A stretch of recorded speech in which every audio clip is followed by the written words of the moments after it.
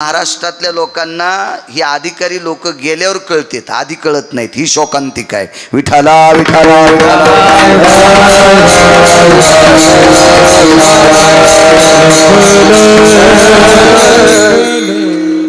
त्या दिवशी त्यांच्याकडे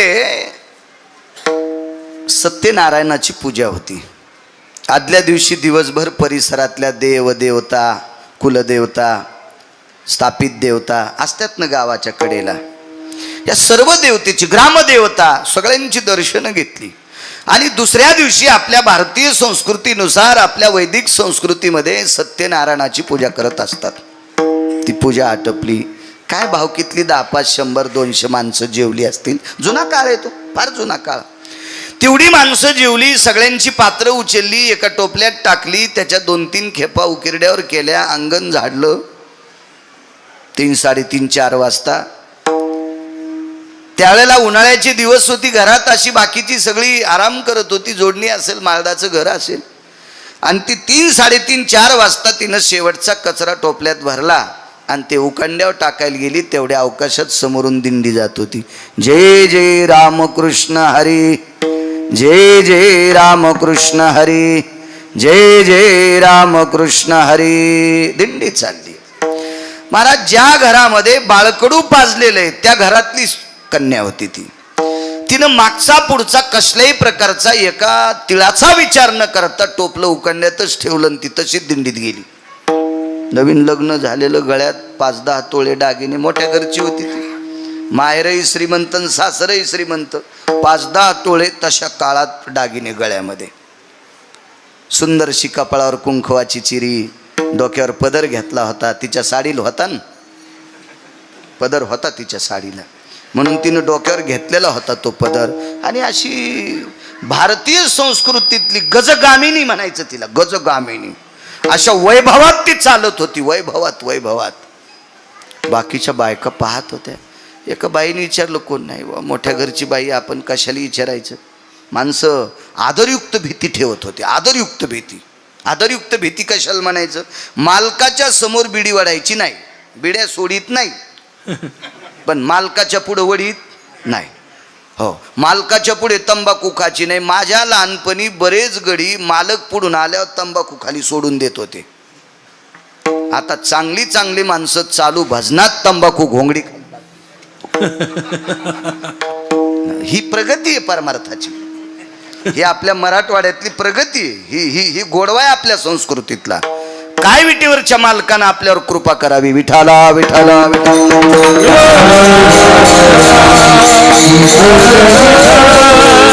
पूर्ण दिवस गेले, परत आली.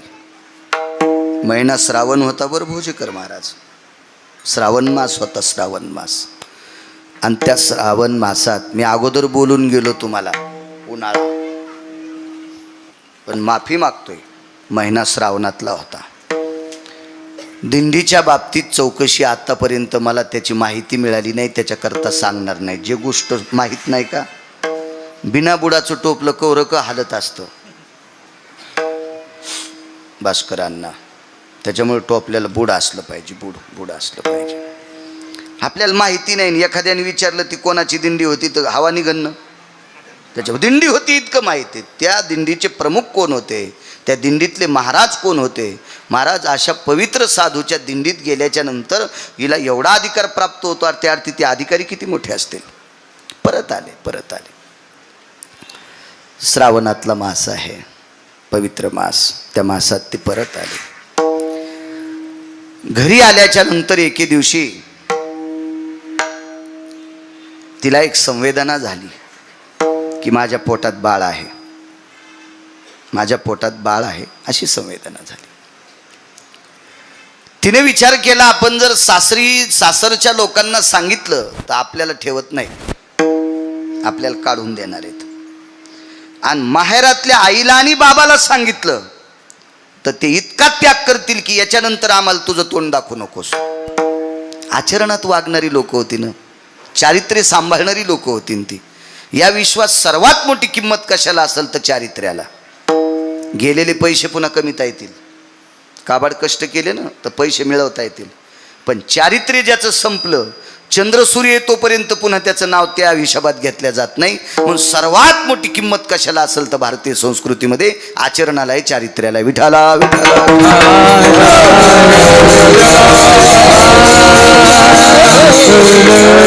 माळा किती मोठाल्या घातल्यास, गंध किती लावलास, माणसं दिसल्यावर रामकृष्ण हरी काय म्हणतो, काय डुलं तू भजनात, हे नाही सांगायचं. आचरण तुझं किती गोड आहे हे सांगायचं. तुला पाठांतर किती आहे, तुला गाथा किती पाठ आहे. नाही म्हणला मी उलटी ज्ञानेश्वरी पाठ केली, तर हे सोंबळे आहेस तू. तुला कोण सांगितलं उलटी पाठ करायची? हा, आम्ही सोयीशी वाचून आमच्या स्वप्नात देव नाही, आणि तुला उलटी वाचिल्यावर कोण कोण भेटणार आहे? नालायकपणाचं टोकेने. विठाला विठाला.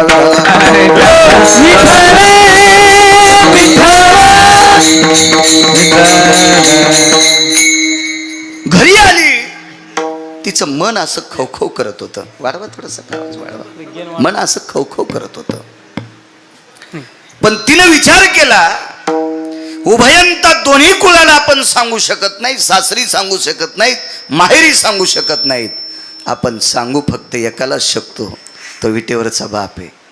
सुखही सांगायचं असेल तर त्याला सांगा, दुःखही सांगायचं असेल तर त्याला सांगा, मानही सांगायचं असेल तर त्याला सांगा, आणि अपमानही झाला असेल तर त्यालाच सांगा. देव सांगू सुख दुःख, देवा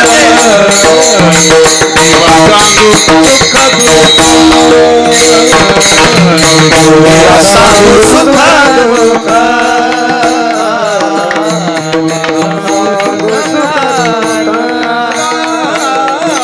देवा सांगू सुख दुःख, देवा सांगू सुख दुःख, देवा सांगू सुख दुःख, सुख दुःख. हरि देवा निवारील भूक, देवा निवारील भूक, देवा सांगू सुख दुःख, देवा सांगू सुख दुःख.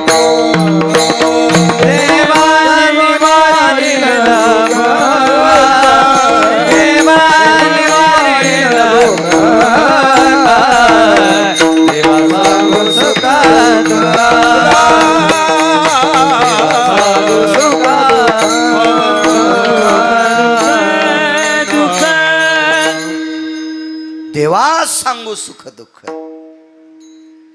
बर काय होतंय भंगीर यायला, तुम्ही दुःख सांगितले होते, रडून ऐकते ना हसून बोंबलच सांगते. एका नळ्यानं ऐकत येत आणि 10 नळ्यानं पेरीत येत. बरं झालं याचं इचकलं, लय तर करू लागला, बरं झालं देवान नीट केला. असे भंगिरे असतात महाराज. ज्याला स्वतःच्या दुःखाची अक्कल नाही ते हराम करायला आपले दुःख कशाला सांगायचे? दुःख फक्त संतांना सांगायचं आणि देवाला सांगायचं, पुन्हा कोणाला दुःख सांगायचं नाही. बाकी दुःख ऐकण्याची क्षमता आहे का नाही? कारण याच्यात डोक्यावर इतकं दुःखाचं गोठोड आहे की मान वाकली. कशाला सांगायची? एक मन होती, उघड्या घरी नागडं गेलं आणि पहाट पस्तोर हिवान मेलं. ज्याच्या अंगावर बोटभर कपडा नाही त्याच्या इथं नागडं गेलं आणि म्हणला कपडा द्या, ते म्हणला मीच मरायलो, तुला कुठून देऊ? मग हे बाकीची अवस्था आपली, तुम्ही आम्ही. दुःख ऐकायची ताकद त्यांच्यात आहे, ऐकून दुरुस्त करायची ताकदही त्यांच्यात आहे. म्हणून त्यांनाच सांगायचं, कोणाला नाही सांगायचं. एक जणाला गंडमाळा झाल्या आणि दुसरं त्याच्याकडे गेलं, मला 2 आल्यात, ते म्हणला मला 14 आल्यात.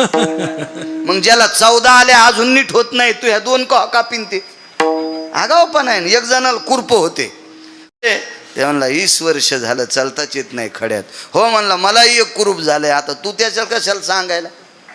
त्याच्या पायाला गंडलं झालेत कुरपाचे, तू काय ते नीट करणार आहे? ते हे आपण भरके माणसं आहेत ना. आपण समुद्रातही सळल्यानं नीट होत नाही तर बुटकं भर पाण्यानं काय आपले दात घासायचे आहे का नाही? म्हणून दुःख सांगायचं असेल तर या लोकांना सांगायचं, साध्वींना सांगायचं, संतांना किंवा देवाला सांगायचं.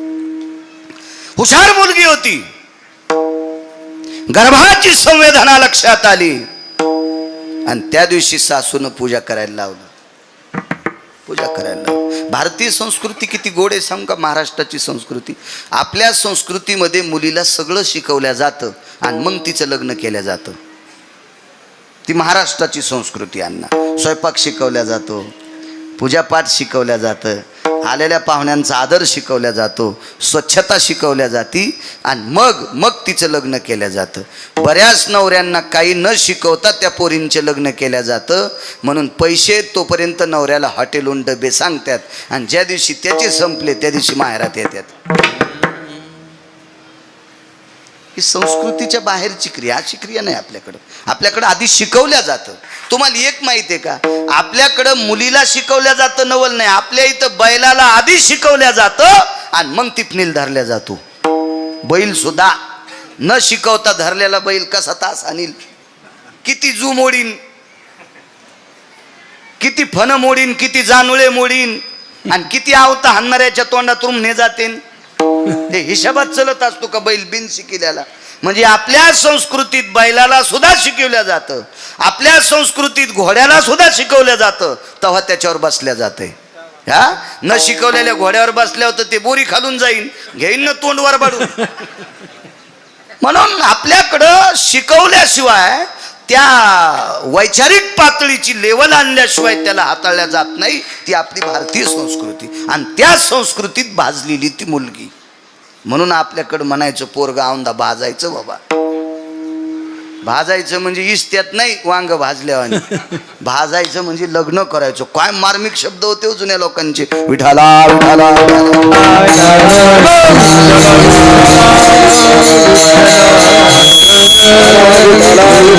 सर्व गुण संपन्न मुलगी, निष्ठावंत वारकऱ्याची कन्या.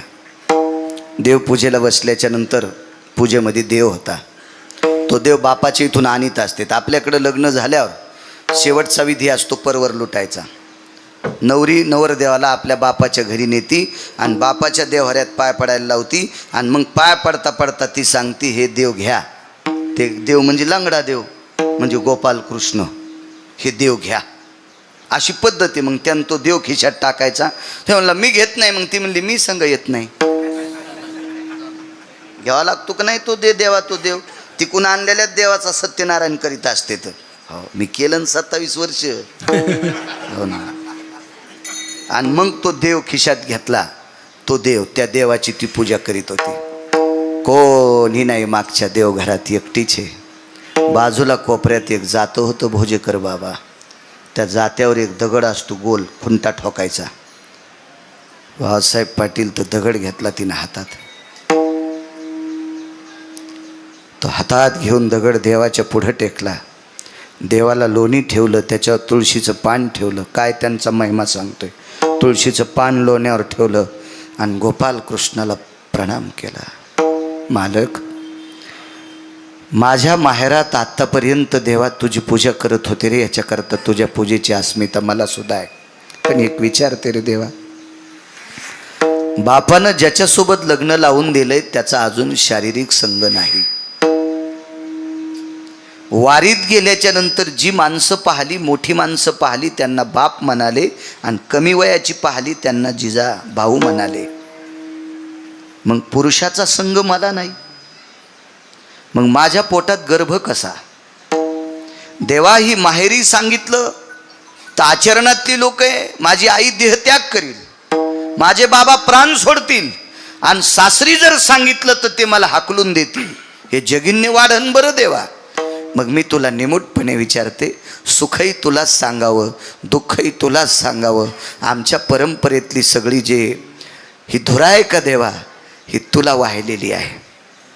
वाहुहा संसार, हा हे सगळं तुला अर्पण केलंय. पण सांग ना देवा, कोणाचा गर्भ आहे? महाराज, धातूची मूर्ती बोलत असते का? तांब्या पितळाचा असेल ते फार केला तर चांदीचा रंगनाथ असेल, लय श्रीमंत असेल भोजेकर बुवा सोन्याचा असेल रंगनाथ मूर्ती, पण धातूची चिनकायलाच होती. कशी बोलल होती?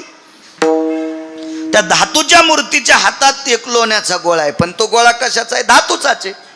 आणि हिच्या हातात दगडाचा गोळा आहे. देवाला सांगितलं, देवा सांग रे परमेश्वरा, सांग सांग गर्भ कोणाचा आहे? बोलत नव्हती मूर्ती. त्या रंगनाथाला, त्या गोपालकृष्णाला, त्या पंढरीतल्या मालकाला दह्या दुधानं तिनं स्नान घातलं होतं आणि सांगितलं, देवा मी तुला दह्या दुधानं स्नान घातलं, लोण्याचा तुळशीच्या पानाचा प्रसाद ठेवलाय, पण आता मी तुला प्रसाद देणार माझ्या अशुद्धाचा. अशुद्ध म्हणजे रक्त. मला सांग गर्भ कोणाचा आहे, नाही तर तुझ्या समोर हा पाषाण मी माझ्या डोक्यात घालून तुला रक्तस्नान घालते. तात्काळ मूर्ती प्रगट झाली. प्रगट झाली मूर्ती. चतुर्भुज नारायण आहे. पायावर डोकं ठेवलं, वटी पसरली. सांग देवा गर्भ कोणाचा आहे. पर्याय आहे देवा. माहेरी सांगितलं पर्याय नाही, सासरी सांगितलं पर्याय नाही, पाताचा पर्याय आहे. त्याला गर्भपात म्हणतात. पण हे जर पाप मी केलं तर चंद्र सूर्य येतोपर्यंत माझं नाव गढूळ राहीन, घाणेरडं राहीन, कलंकित राहील. म्हणून या निष्पाप बालकाची मी हत्या करणार नाही. आहे पर्याय, पण तो चुकीचा पर्याय आणि तो संप्रदायात मोडत नाही. मग सांग देवा, हे तिन्ही पर्याय जर माझ्यासमोर मला अवगत नाहीत, मला ते प्राप्त करता येत नाहीत, त्याच्यापासून मला फायदा नाही आणि मला ते सहन होत नाही. सांग करू देह त्याग तुझ्या पुढे. ठस ठस ठस ठस देव रडत होता. आवाज रडत होते प्रभू, रडत होते. महाराज व्याकुळ होऊन गदगदलेलं अंतकरण देवाचं पाहिल्याच्या नंतर तिनं स्वतःच्या पदरानं देवाचे डोळे पुसले. गोपाल कृष्णाचे, पंढरीतल्या मालकाचे डोळे पुसले. देवा रडणं हे माझ्या प्रश्नाचं उत्तर नाहीये. रडणं हे माझ्या प्रश्नाचं उत्तर नाही. मला माझं उत्तर मला पोषक द्या. डोळे पुसल्यावर देवाचं रडणं थांबलं आणि व्याकुळ होऊन ही रडत होती. देवा पवित्र कुळातली रे देवा, आतापर्यंत मला फुलासारखं या कुळातल्या लोकांनी या 5-10 दिवस सांभाळले रे. का रे देवा अपराधा, सांग ना देवा. जगाच्या मालकानं स्वतःच्या पितंबराच्या कोपऱ्यानं तिचे डोळे पुसले. तिचं नाव होतं सखुबाई. जसं या अधिष्ठानाच्या माऊलीचं नाव आहे आसरा माता, तसं त्या माऊलीचं नाव होतं सखुबाई. डोळे पुसले भोजेकर बाबा. जगाचा मालक खाली बसला आणि सांगितलं, सखू सासुरवाशिनी होशीस. पारतंत्र्यातलं जीवन होतं. एक मर्यादित कवच असतं तारुण्यामध्ये. बाल्य रक्षंती पिता, तारुण्य रक्षंती भ्राता, वार्धक्ये रक्षंती पुत्र, नैव नैव स्त्री स्वतंत्रता. बालपणात आईवडिलाचा धाका असावा, तरुणपणात आपल्या पतीचं कवच असावा आणि 90 वर्षाची म्हातारी असेल तरी मुलांचं कवच असावा. वार्धक्ये रक्षंती पुत्र, नैवम गिरगावकर लिखितम. आणि हे सखू, या सगळ्या गोष्टीची तू पायमल्ली केलीस. भगवान म्हणले, हे म्हणण्यापेक्षा तुझ्या उद्याच्या भवितव्याचा विचार न करता धाडस केलंस आणि तू माझ्या दर्शनाकरता आलीस ग. पण मला तुझ्या माहेरातल्या लोकांची किंवा आली ग. एका पवित्र कुळातली मुलगी आहेस, तिकडच्या लोकांचं जगिन्य होऊ नये, अपमानाचा डोंगर वाढ होऊ नये, याच्याकरता तू वारीत आल्याच्या नंतर तुझ्या घरची सगळी कामं मी तुझ्या रूपात मी केली. महाराज ती सखुबाई होती. सखुबाई तिनं सांगितलं, देवा तू साडी नेसला असशील काही नवल नाही, सारवण केला असेल काही नवल नाही, सडा टाकला असेल काही नवल नाही, स्वयंपाक केला असेल काही नवल नाही, शेण काढला असेल नवल नाही, केर टाकला असेल काही नवल नाही. याच्या मागं लोकांचं करीत आलास ना. चोखोबारायचे मेलेली जनावरं ओरडेस, गोरोबा काकाचा चिखल तुडीलास, नरहरी महाराजाचा गडू फुंकू लागलास, सावता बाबाला खुरपू लागलास. हे खूप काम, अर्जुनाची घोडी धुतलीस, हे खूप काम केलेस ना रे देवा. काय नवलाची गोष्ट आहे. फक्त साडी नेसून केले काय, मला याचं वाटत नाही. माझं एकच प्रश्न आहे की माझ्या पोटातलं गर्भ कोणाचा.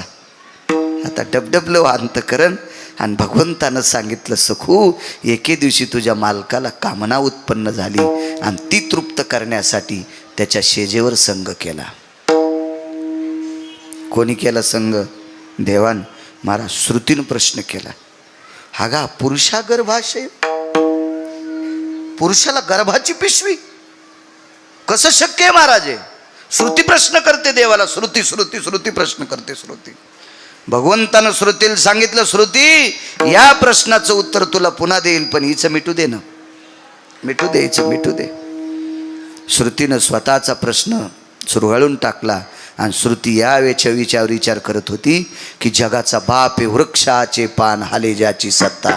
झाडाचं पान ज्याच्या सत्तेशिवाय हालत नाही त्याला जगाचा बाप म्हणतात. आणि एवढ्या मोठ्या टोकाचा जगाचा बाप असताना इथं कोण्याही माणसाला 10 लाख रुपये दिले तर कृष्णाबुवा आहे, साडी नेसून संभाजीनगर जिल्ह्यात फिरंग का एखादा माणूस इथं बसलेला, 10 लाख रुपये माझ्याकडे तर नाही, तर मी भीक मागून देईल.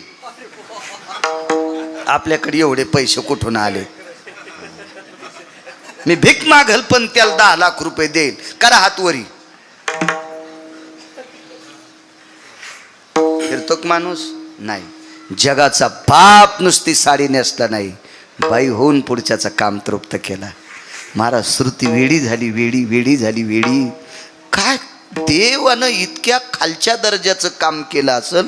ती म्हणते मी याचा विचारच करत नाही, पण हिचं जीवन सांभाळण्यासाठी केलंय, सखूबाईचं जीवन सांभाळण्यासाठी केलंय. त्या अर्थी हिचा अधिकार किती मोठा असेल. सखूबाईचं जीवन सांभाळण्यासाठी, तिचं पावित्र्य सांभाळण्यासाठी, तिचं जगिन्य होऊ नये, तिचा अपमान होऊ नये, विश्वात तिची कसल्याही प्रकारची नामुष्की होऊ नये, याच्याकरता हिच्याकरता देव इतका खाली आलाय. हिची पावर काय असावा. तर श्रुतीशास्त्राला संत वाङ्मयातल्या काही लोकांनी सांगितलं, हे श्रुती माते, विश्वाच्या मालकाला संत इतके आवडतात, प्राणाई परोते. प्राणापेक्षा विश्वाच्या मालकालाही संत आवडतात. आणि त्या संतांसाठी इतक्या खालच्या स्तराचं काम करतो. या महाराष्ट्राच्या मातीतल्या सखूबाई नावाच्या साध्वीचा जर हा दर्जा, तर माझ्या साध्वी आसरा मातांचा किती मोठा दर्जा. म्हणून मालक पहिल्या कडव्यात म्हणतात, काय त्यांचा महिमा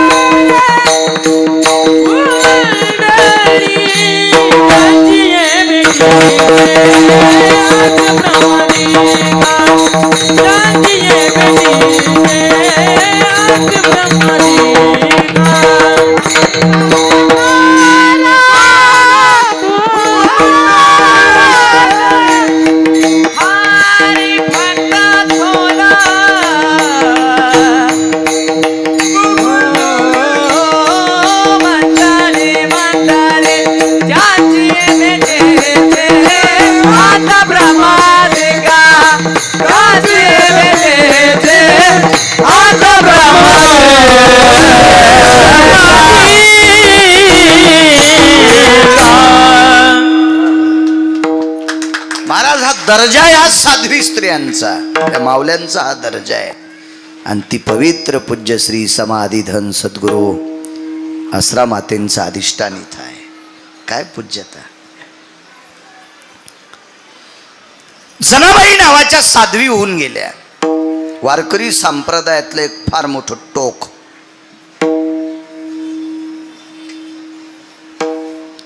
महाराज विश्वाच्या मालकानं भ्यावं. विश्वाच्या मालकानं एखाद्या बाईनं भजन येते मग ती नदी बर म्हण शिवी तू कोणाला. तुला दात राहतेत का खारोड्या खाला तर चपात्या चगळून खाईन, खारोड्या चगळून खाता येत असतात का? ठोईन का तिचे कोणी दात? ती जगाच्या बापाला शिवी देत होती. तुझी रांड रंडकी झाली जन्म सावित्री चुडेल्याले तुझे निघाले मळे तुला पाहून काळ रडे. एवढी हिंमत, इतकी ताकद देवाला शिवी द्यायची. साध्वी जनाबाई. बरं काय होतं घरी? देवाला जीव घालण्यासाठी 5-25 गायी तरी जनाबाईकडे होत्या का? 5-50 एकर तरी त्याच्यातल्या गहू ज्वारीचा नैवेद्य करीत नाही. ह्याच दुसऱ्याच्या इथं खाला. नामदेवरायाच्या घरच्या भाकरी खाच्या. दाशी नामयाची मनोनिया. अनन्य साधारण महत्व आहे महाराष्ट्राच्या मातीमध्ये पवित्र स्त्रियांना. अनन्य साधारण महत्व. काय दर्जा आहे साध्वींचा. या गावातली एक न एक माऊली आपल्या सासरून माहेरी आज येते. कधी कधी दिवाळीला येता येत नाही, लक्ष्मीपूजन सोडून येता येत नाही, पण या पुण्यतिथीच्या दिवशी समाधीवर डोकं ठेवण्यासाठी पंचक्रोशीतले गावातली सगळी जणी येतात. काय दर्जा आहे, काय अधिकार आहे. इतकी सामान्य परिस्थिती. आपलं जीवन सुव्यवस्थित राहावा याच्याकरता दामू शेट्टीच्या घरी, नामदेवरायाच्या घरी, राजाईच्या सानिध्यामध्ये, गोणाबाईच्या सानिध्यात आपलं जीवन फुलासारखं व्यतीत करणारी माऊली, त्या घरी काबाड कष्ट गौऱ्या याचण्यापासून काम करणारी स्त्री साध्वी जनाबाई. बर, ज्या घरी राहत होत्या त्या घरी कोण्याच माणसाला बंद पांघरायला नव्हतं. बंद म्हणजे आता हे जर चादर असेल तर बंद म्हणायचं. भोजेकर महाराज याच्यातलं अर्ध फाळलेलं. कारण बंद पांघरण्यासाठी नव्हतंच तितकं पाटील साहेब, नव्हतंच. इतकी परिस्थिती नाजूक. या परिस्थितीमध्ये जगाच्या मालकानं त्या बाईला नाहू घालावं. नाहू. माझ्या जनीला नाही कोणी म्हणून देव घाली पाणी, किंवा डोई चोळी सारंग पाणी. जगाचा बाप डोकं चोळायचा, डोकं चोळायचा. वैकुंठवासी माधव महाराज मगर म्हणायचे, वापन काढायचा. आपली भाषा नाही पण त्यांची येते. आदरीव लोक परमार्थातले त्यांचं वाक्य सांगतोय. पा इतकं देव काम करायचा. एके दिवशी जनाबाई झोपलेल्या आहेत आणि राजाबाईंच्या गोतातली एक पाहुणी आली. म्हणजे नामदेवरायाच्या सासरवाडीतून एक पाहुणी आली.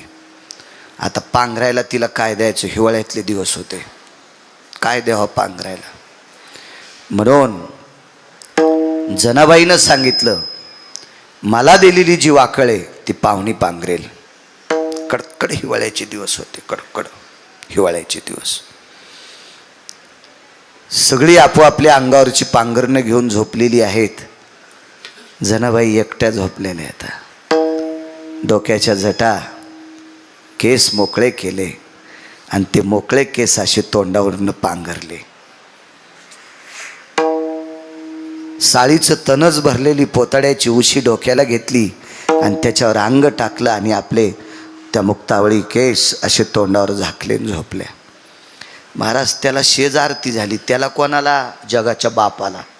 त्याची शेजारती कशी असेल? मखमली शेज असेल, त्याच्यावर फुलाच्या पाकळ्या असत्याल, त्याच्यावर त्याला मंत्रात झोपायचं.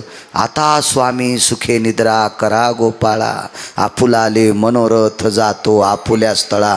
एवढं फार काय मोठं अंगावरती शाल, नुसतं हे करायचं सगळं. महाराज, जगाच्या मालकाला तिथं अशी थंडी भरली. अंगावरचा मखमली ते पांघरण हालू लागलं. गणेश भाऊ हालू लागलं. आईसाहेब बाजूला होत्या. रुक्मिणी आईसाहेब, मालक मी बऱ्याच वेळेस तुम्हाला घाम आल्याला पाहला. पांडवांना लाक्षाग्रहात पेटवलं त्या दिवशी जगाच्या बापाला घाम आलता. अशी काही प्रकरणं पाहिली. पण तुमच्या अंगामध्ये कापरं भरतंय, तुम्हाला थंडी वाजती, तुमच्या अंगावरचं पांघरण हलतंय, हे पहिल्यांदा पाहते. असं का? आजारी आहेत तुम्ही? जाग आली आणि मध्यरात्री सांगितलं, रमा. रमा म्हणजे लक्ष्मी. हे लक्ष्मी, माझ्या जनील थंडी वाजती ग, माझ्या जनील थंडी वाजती, मला जावं लागतंय.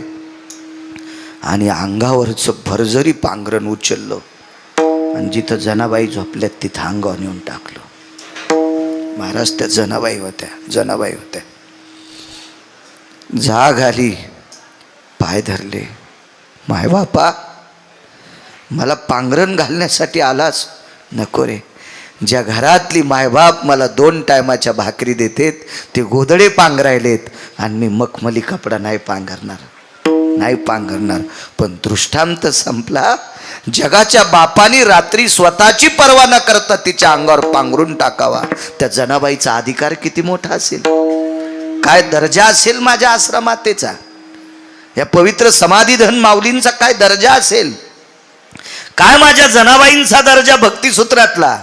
जगाच्या बापानी पांघरणाची व्यवस्था करावा इतकं टोक ह्या साध्वींचं आहे. म्हणून मालक पहिल्या कडव्यात म्हणतात, काय त्यांचा महिमा बनवान वार, काय त्यांचा महिमा बनवान त्यांचा महिमा वनवान वार,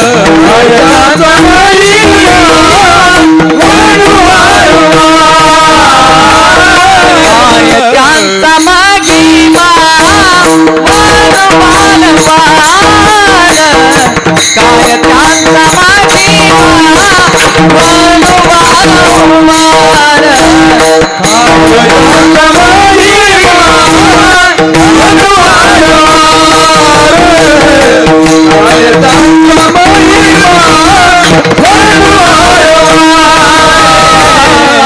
हरी भक्त थोरा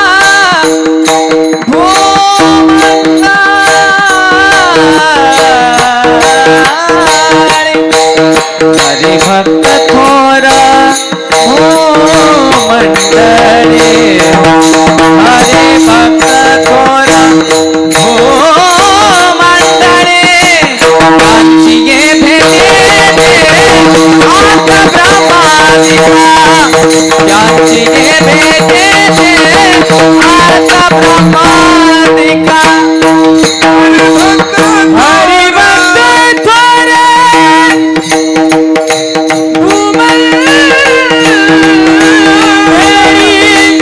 हरी भक्त थोरा भूमंडळी, कांची भेटे आता ब्रह्मादिका, अर्थ ब्रह्मादिका.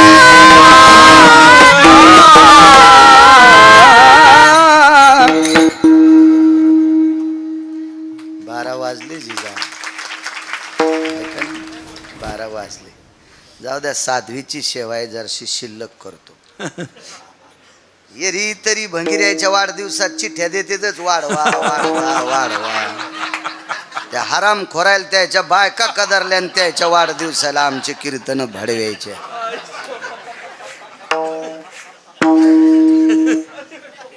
इथं बोललेलं मालकाच्या यादीत जाते. गरीब बाई एक एवढं उदाहरण ऐका, मग काल्याचा अभंग घ्यायचा आपल्याला. विठोबा रुक्माईचं भजन करून मग काल्याचा अभंग, त्याच्यावर 5 मिनिटं बोलून मग प्रसाद वाटू.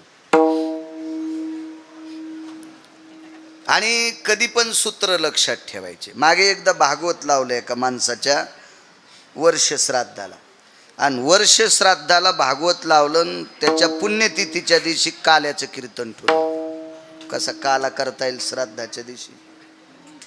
माणसाच्या श्राद्धाला काला करता येत नाही. का? कारण त्याची लायकी नाही म्हणून. आणि संतांच्या पुण्यतिथीच्या दिवशी का देव काला स्वीकारित नाही. ते म्हणतो माझा मोठेपणा नको, त्यांचा करा. इतका मोठा फरक आहे एवढा फरक. हा, इथं देव नको म्हणतंय आणि तिथं त्याची लायकी नसते. म्हणून सूत्र असतात काही काही, त्याचं एक रचना करून केलं पाहिजे. अत्यंत गरीब एक स्त्री. तुम्ही या माऊलीचा जर फोटो पाहिला तर अंगावरचं लुगडं किती भारीच आहे तुम्हाला कळत. तेच एकदम साधं लुगडं, साधं. गळ्यात तुळशीच्या कंठ्या माळी, एकदम साधं व्यक्तिमत्व. महाराज विश्वाच्या मालकाला हलवायची ताकद, विश्वाच्या मालकाला. किती पुण्यतिथी आहे? 46वी पुण्यतिथी. मला सांगा बरं, असा कोण श्रीमंत आहे त्याचं 46 वर्षापासून वर्ष श्राद्ध होतंय? 46 वर्षापासून. आणि जरी झालं ना नाही, उशिरा पाहिलं तुम्हाला. हे आमचे जुनी माणसं आहे. हे नाना झालं, स्वर्गीय तराशे महाराज झालं, विनायक महाराज झालं, हरिभक्तीपरायणे जुने. पहिल्याने इकडे यायचो मी खूप. तेव्हा ॲटो रिक्षात येत होतो मी, 3 चाकाचा ॲटो रिक्षा. पण आजही तसाच आहे. गाडी असू द्या कोणती बी, पण टाचा उचलीतच नाही. हा, टाचा उचलल्या की चांगला चांगला हत्ती पडतो बरं. नाही, टाचा नाही उचलू द्यायचा, पाय सगळा टेकायचा, भीती राहत नाही. विठाला विठाला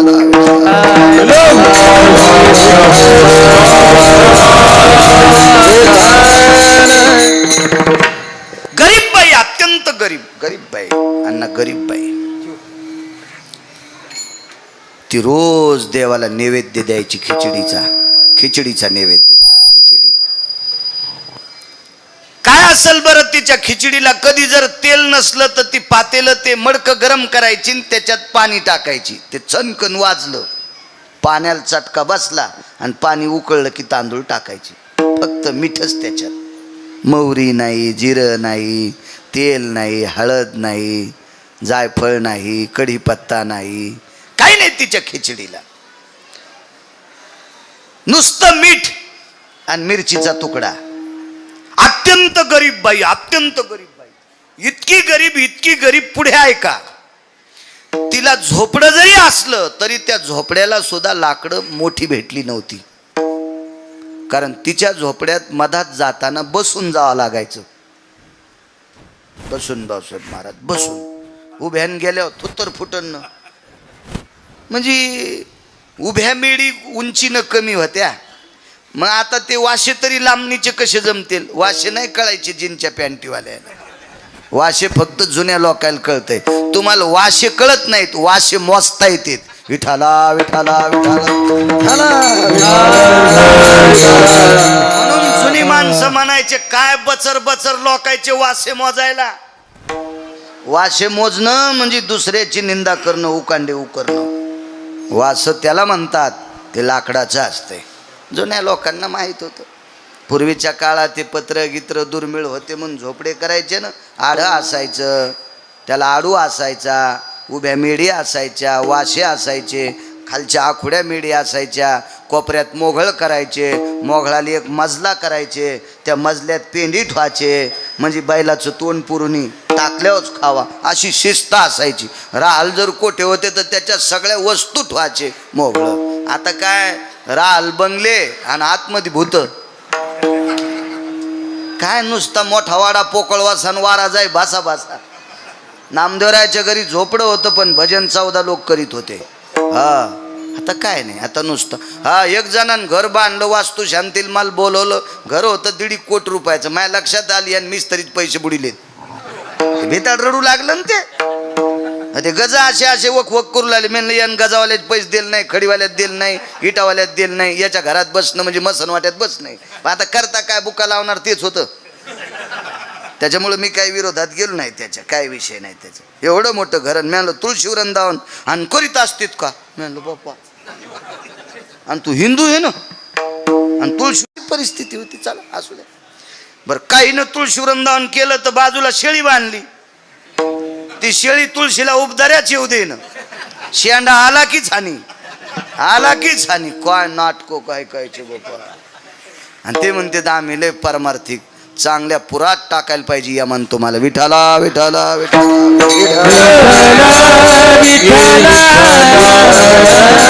एकदम साधी बाई, एकदम साधी. तिचा नैवेद्य जगन्नाथ प्रभू खात होते. जगन्नाथ प्रभू ओडिसामध्ये, त्याला जगन्नाथपुरी म्हणतो. हो, तिची खिचडी.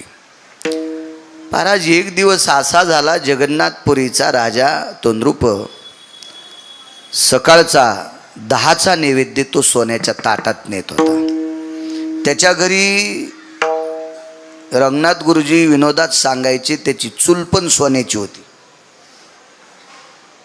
म्हणायचे ते विनोद. मोठ्यांचं वाक्य असते महाराज. मोठ्या लोकांची वाक्य ही वाक्य नसतात, ती अमृता समान असतात. हो, मोठ्यांची वाक्य ही वाक्य नसून ती उपदेशाचं सूत्र असतात. गुरुजी म्हणायचे वैभवशाली राजा, त्याच्या समोर जे नगारा वाजायचा, त्या देवाला नैवेद्य घेऊन जात असताना तो नगारा सोन्याच्या टिपऱ्यानं वाजत होता.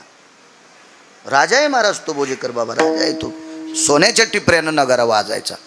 आणि वैभवामध्ये मोठ्या थाटामाटात भक्तीच्या मस्तीत, वाक्य नीट ऐका, भक्तीच्या मस्तीत देवाला नैवेद्य जायचा.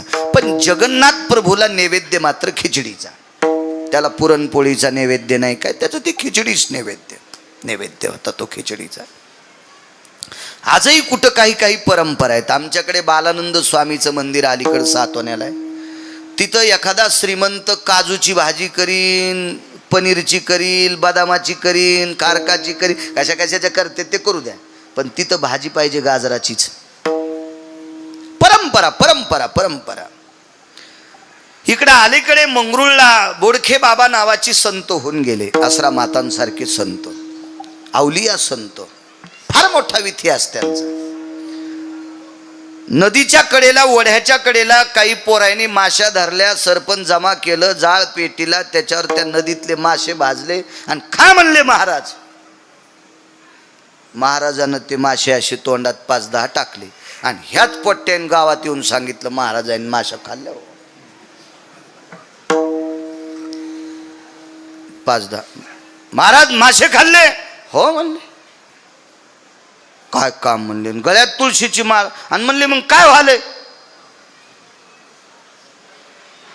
मग आम्ही उद्यापासून खा. नाही रे मरतान बेटे हो, मासे खाता असतात तुम्ही वारकरी हो ना, मासे कसे खाता येतील? मग आम्ही तुमच्या पाया पडून वारकरी झालो, तुम्ही कसे खाल्ले? अरे मी खाल्ले नाही रे, हे मारू लागले म्हणून जिते केले.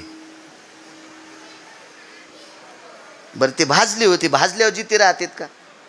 भाजलेले मासे तोंडात टाकले. एक जण म्हणला महाराज त्याने भाजले तर हज मेलते ते, तुम्ही जिते कस काय केले? बकेटभर पाणी आणा म्हणले. बकेटभर पाणी आणलं आणि वमन क्रिया केली. उलटी नाही केली पाटील साहेब, उलटी नाही, पूर्ण जठर तोंडातून बाहेर काढलं. पूर्ण अन्नाची पिशवीच बाहेर काढली आणि खळा खळा खळा त्या बकेटभर पाण्यात धुतली आणि ते भाजलेले काळे ठक्कर पडलेले मासे त्या बकेटात पडले की जित्ते झाले. त्यांना भाकरीचा प्रसाद आहे तिथं, आमटीन कण्या भाकरीचा प्रसाद, ज्वारीच्या कण्या. मी खूप दिवसापूर्वी जात होतो कीर्तनाला. ह्याचा एक प्रसाद असतो, ठरलेला प्रसाद असतो, प्रसाद खूप ठिकाणी. इथे जालन्याच्या पुढे एक डाव्या हाताला मोठी संत आहे, तिथं उमराच्या दोड्याची भाजी, उमराच्या दोड्या आणि साधं वरण शिजून कढईतलं टाकायचं आणि तिथं पाणी वाहतं, ते पाणी त्याच्यात टाकायचं. साधं वरण आणि उमराच्या दोड्याची भाजी. काय हे प्रसाद आहे, साधूचा प्रसाद आहे, प्रसाद आहे. तसा जगन्नाथ प्रभूचा प्रसाद म्हणजे खिचडी. महाराष्ट्र फार टोकाचा आहे. महाराज या लोकांमुळे आपण साबूत आहेत.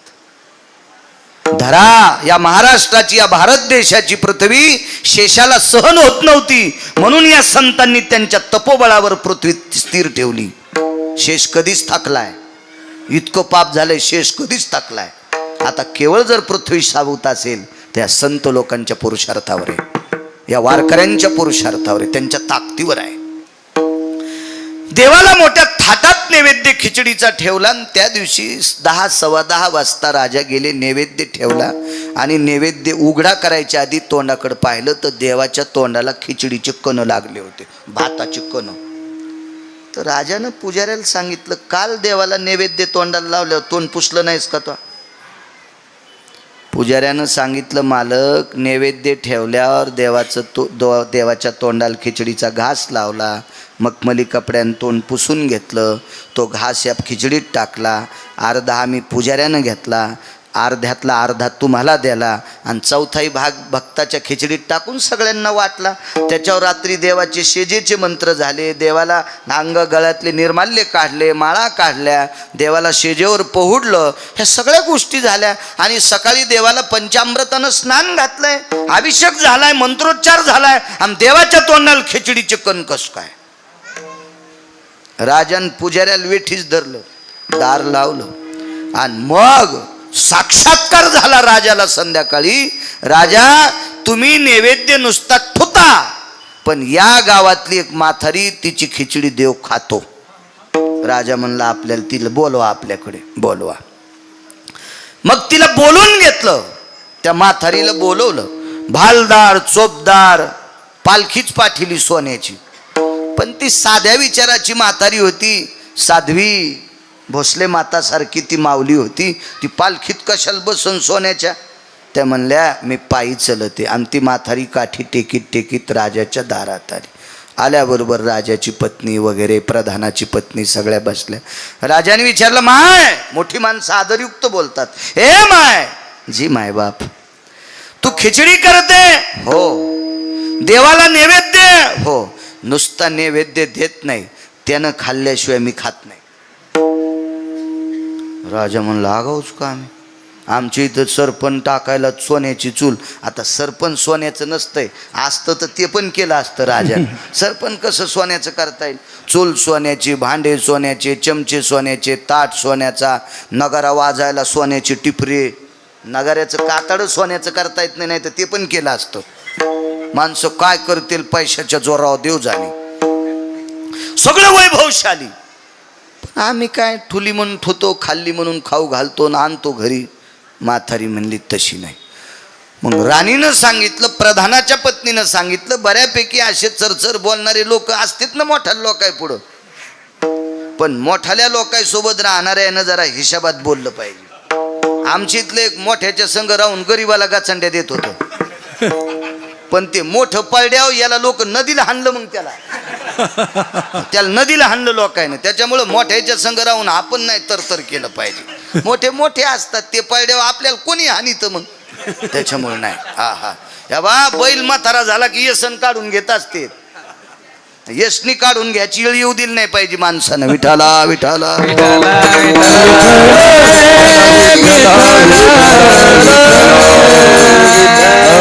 हुशारबाई सगळ्यांनी विचारलं, मग शिजाव खिचडी. ती म्हणली तुमच्या इथं सोन्याची चूल आहे, सोन्याचं पातेल आहे, सोन्याचा चमचा आहे, हिच्यात टाकायला काय कोथिंबीर काय टाकायची, सोन्याची इळी आहे, सगळे तुमचे तांदूळ भारीचे येतं, पण तुमच्या इथं शिजलेली खिचडी जगन्नाथ खात नाही. राजाचं तर सगळं जीवन ढिलच. बसल्या बसल्याच काष्टा खोसू लागला. आपलं तर मातीतच गेलो म्हणे बापा. चला म्हणे प्रधानजी, राजा, मंत्री, महामंत्री, सुमंत्री, राजाची महाराणी, प्रधानाची पत्नी, त्या म्हातारीचं घर गावाच्या कडेला. पण त्याच्यातला एक मंत्रिमंडळातला एक जरा लवचिक होता. तिथे गेल्यावर म्हणला, राजेसाहेब म्हातारीच्या घरी जाताना मुकुट हातात घ्या, नाही वरच्या लाकडात अडकन, अपमान होईल तुमचा. बसून जावं लागत आहे, आणि बसून बी मुंडकं वाकून जावं लागत. नाही वाकिलं तर वरी मुकुट अडकण, आणि वाकिलं तर खाली पडन. राजा हुशार होता, गेले मधात, दाबून चोपून सगळे बसले. म्हातारीन चूल पेटिली. देव किती भारी. त्या दिवशी सरपण वलं, सारे डोळे पुशीत होते, पण पाहायचंय ना देव खिचडी खातो खातो. खिचडी शिजली. शिजल्याच्या नंतर दारात तुळशीचं वृंदावन, आणि तुळशी वृंदावनापाशी खापराच्या गाडग्यात, आता गाडगं म्हणल्यावर खापराचं, पण आता लय लोक खापर वापरायले. तर गुळाचा चहा कोण पेत होते तुम्हाला गिरगावच्या बाळ्या शपथ आहे, इमानदारीने सांगा. 20-30 वर्षापूर्वी गुळाचा चहा कोण पेत? गरीब माणसं.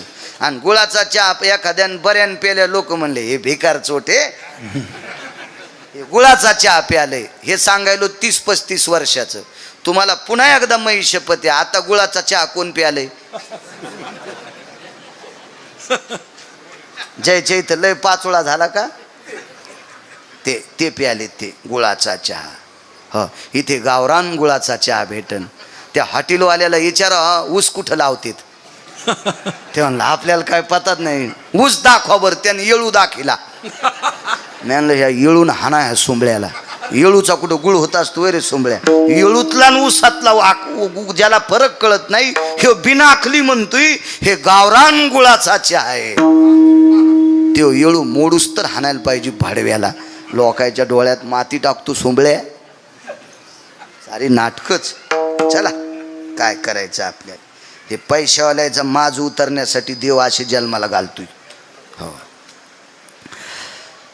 तुळशी वृंदावनापाशी खापराचं परळ होतं, त्याच्यात खिचडी टाकून दिली सगळीच पूर्ण पुसून पासून. भोजेकर महाराजजी टाकली ती. त्याच्यावर तुळशीचं पान ठेवलं. पाणी त्याच्यातला थोडासा घास त्याच्यातच उचलून ठेवला आणि पाणी फिरवलं. पाणी फिरवायला मातीचंच बुटकं. पाणी फिरवलं आणि डोळे झाकले आणि विनंती केली. रोज डोळे झाकून नुसती विनंती खिचडी खाय म्हणून करीत होती. तिला चुटचुट आवाज आला किंवा खिचडी हालिल्याचा आवाज आला की तिच्या लक्षात येत होतं देव आला. पण तिला वाटत होतं आज देव येतो का नाही काय माहीत. तिला माहीत होतं ना फुगिरायला देव भेटत नाही. आज सारे फुगीरच होते तिच्या भावताल बसलेली. फुगिरायला कसं भेटन. हा, देव भेटण्यासाठी हे वाकलं पाहिजे अंतःकरण. हो, माना तर कोणाच्या वाकत आहेत. येडिंग थोडीच झालेली आहे. मानाला थोडीच येडिंग केली न वाकायला. वाकत असती ही चोंभाळेपणा असतो मान वाकीनं. पण हे वाकलं पाहिजे. आणि हे ज्याचं वागतंय का अंतःकरण देव त्याला मानित असतो, कोणाला नाही मानित देव. नम्र झाला भूता तेने कोंडिले अनंत. अहंकार गेला आणि तुका म्हणे देव झाला. नम्र देशिवाय मानित नाही. म्हातारीन पदराची वटी केली 2-4 जाग्यावर छिद्र त्या लुगड्याला. भोसले मातासारखं लुगडं साध आणि त्या लुगड्याची जिजा वटी केली अशी पुढे आणि देवाला पसरली. देवा भीक मागते रे, आज माई परीक्षा आहे रे जगन्नाथा. हे माय बापा विश्वनाथा, माई परीक्षा आहे रे माय बापा. रोज खिचडी खातोस रे, आज खाय नाही यायच्या देखता. खोरा झानला, हाताचा खोरा, हात दिसत नाही आणि खिचडीच्या पात्रात असा खोराच. तुपाच्या मोठ्या बरणीत असा कसा खोरा घालतेत असा खोंगा, तसा खोंगाभर खिचडी घेतली आणि म्हातारीनं नरशन घेतलं. राजेसाहेब देवान खिचडी खाल्ली. म्हातारीनं जिथं देवाचा हात लागला होता का तितका भाग राजाला देऊन टाकला. राजा धर्मनिरपेक्ष राजा आहेस, तुला देवाचा स्पर्श झालेला प्रसाद देते. ठराविक लोकांना भेटतो. देवाचा स्पर्श झालेला प्रसाद रानोबा नावाच्या वारकऱ्याला भेटला. हे रानोबा नावाचे वारकरी म्हणजे चोखोबरायचे वडील होते. देवान चोखलेला आंबा रानोबाला भेटला. देवाचे दातन ओठ लागलेला तो आंबा पत्नीला दिला. झाल्याला मुलगा नाव ठेवलं चोखोबा. हे ठराविक लोक असतात पात्र शुद्धांना. राजाने विचार केला काय म्हातारी, त्याच जागेवर महाल बांधला आणि आज तिथेच स्वयंपाक घरे जगन्नाथाचं आणि तिथून खिचडी करून जगन्नाथाला आजही नेण्याची पद्धत आहे. दृष्टांत संपला. महाराज सोन्याच्या चुलीवर शिजवलेला स्वयंपाक खात नाही, पण एका झोपडीत लहानशा 4.5 फूट उंचीच्या झोपडीत राहणाऱ्या म्हातारीच्या हातची खिचडी खातो. जगन्नाथ तिची खिचडी खातो. ती साध्वी किती अधिकारी असेल तशा माझ्या भोसले माता किती अधिकारी असताल. म्हणून मालक पहिल्या कडव्यात म्हणतात काय त्यांचा महिमा वर्णवारंवार, काय त्यांचा महिमा वर्णवारंवार, काय त्यांचा महिमा वर्णवारंवार, काय त्यांचा वर्णवारंवार, काय त्यांचा महिमा वर्णवारंवार, काय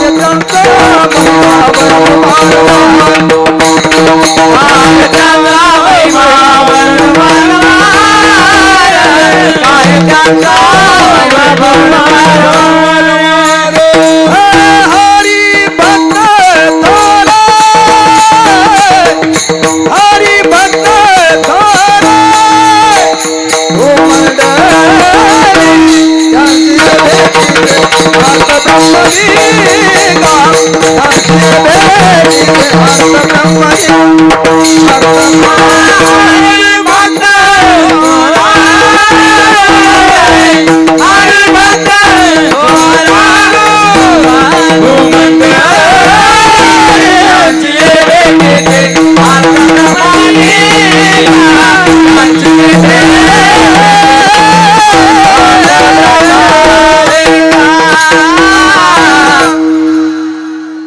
नाशिकच्या मनमाडच्या मालेगावच्या पुढं कोपऱ्यावर खानदेशच्या कोपऱ्यावर ढवळेवीर नावाचं गाव आहे.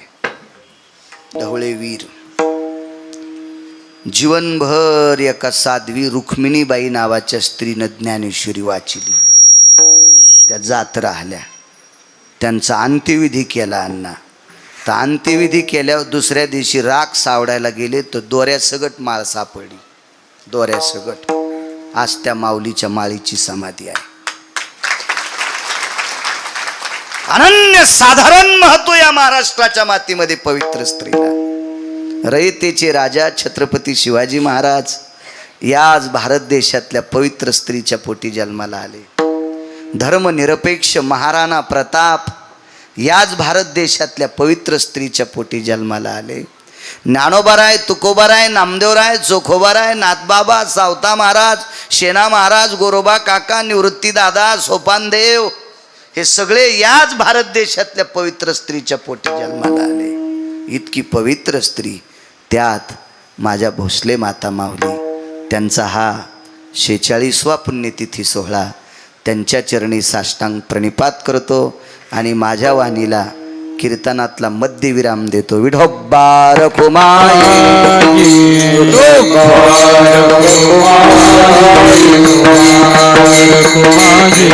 चला हार घालताय उठा.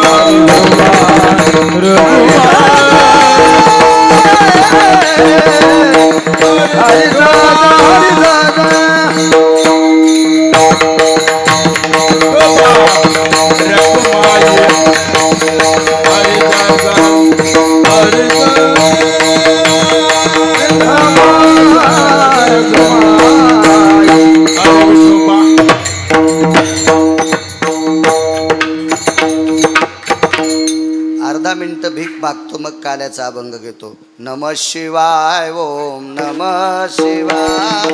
हर हर भोले. नमः शिवाय.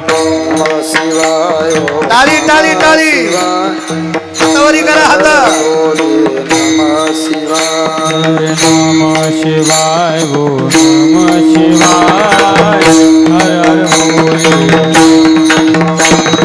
नमः शिवाय. नमः शिवाय.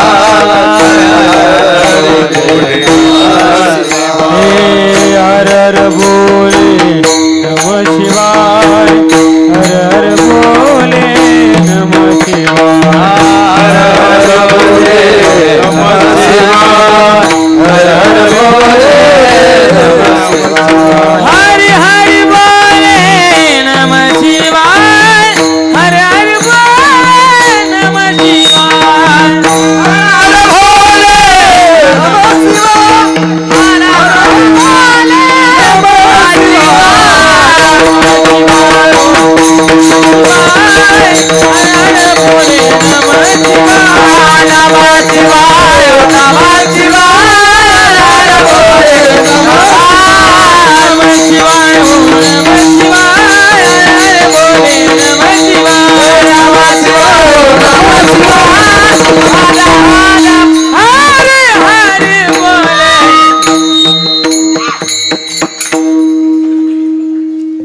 श्रद्धेने चालत असलेला हा समाधी उत्सव पुण्यप्रसंग सोहळा साध्वी आसरामाता भोसले त्यांच्या चरणी माझ्या वाणीला विराम देतो. पवित्र श्रावण मास, या श्रावण मासामध्ये एका साध्वी माऊलीचा समाधी सोहळा, त्या सोहळ्यात आजचा काल्याचा प्रसाद मोठ्या श्रद्धेने मोठ्या अट्टहासाने भरत अण्णा घोडके यांनी केला. मला जिजा म्हणाले त्यांची फार इच्छा होती प्रसाद मला मिळावा आणि त्या प्रसादाला बाळू महाराजांचं कीर्तन असावं, असा त्यांची भावना. योगायोग मलाही येण्याचा आला. भरत अण्णा घोडके त्यांना कोटी कोटी धन्यवाद. अशा पवित्र श्रावण मासामध्ये एक अनन्यसाधारण महत्त्व आहे. माझ्या भगवान शिवजीचं या मासाला आधिपत्य आहे आणि या मासामध्ये एका पवित्र साध्वीच्या समाधी सोहळ्याच्या दिवशी तुम्ही प्रसाद केला. एवढ्या मोठ्या भक्तगणांना, वारकऱ्यांना तो प्रसाद मुखात जातो आणि त्या प्रसादासाठी नामचिंतन पुण्यपावन प्रसंग म्हणून या प्रसंगावर तुम्ही गोड अशा प्रकारचा तुमचा अर्थ अर्जन करून ती संपत्ती, सात्विक संपत्ती आध्यात्मिक क्षेत्रात खर्च केली. त्याबद्दल भरत अण्णा घोडके तुम्हाला पुनश्च कोटी कोटी धन्यवाद देतो. आणि काल्याचा अभंग घेऊ. कंठी धरिला कृष्ण म्हणे अवघा जनी प्रकाश, वैष्णवनिका संभ्रमा, वाकुल्या ब्रह्मदिका उत्तम लोका दाखवू, वैष्णवनिका संभ्रमा, हे तुका म्हणे हो मंडळी आम्ही बळे वीर गाणे, वैष्णवनिका संभ्रम, जुळे होतो दिगाचे निवळे, वारे दोन्ही कडे मुख बसवून कडे, वाहतीच्या धारा धारे दोहीच्या गोबरा, वारे दोन्ही कडे मुख बसवून तुका म्हण्या ते तुकानी कवने वारे दोन्ही कडे तुका म्हण्या ते तुकानी कवने वारे दोन्हीकडे मुख पसरून निघणे,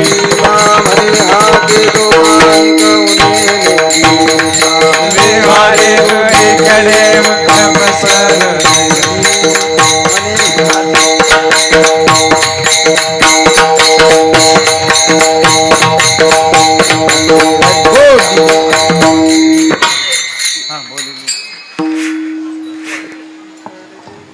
ज्ञानदेव ज्ञानेश्वर माऊली, ज्ञानराज माऊली, ज्ञानेश्वर माऊली, विठ्ठल जय जय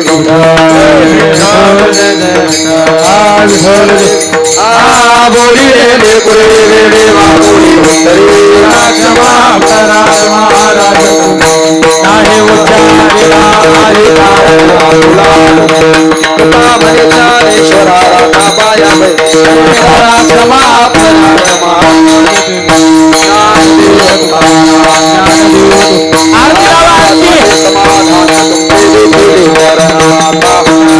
मना येते नाही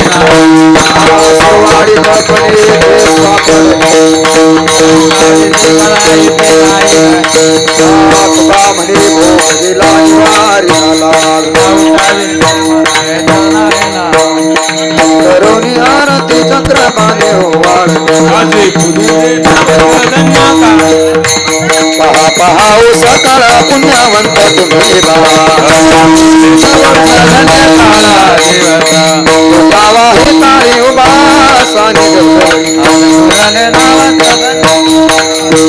प्रेम सप्रेम आरती गोविंदा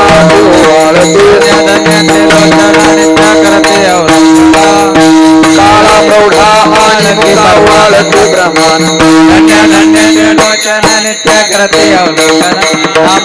नामा म्हणे ते सेवा ते देवी राही योग्य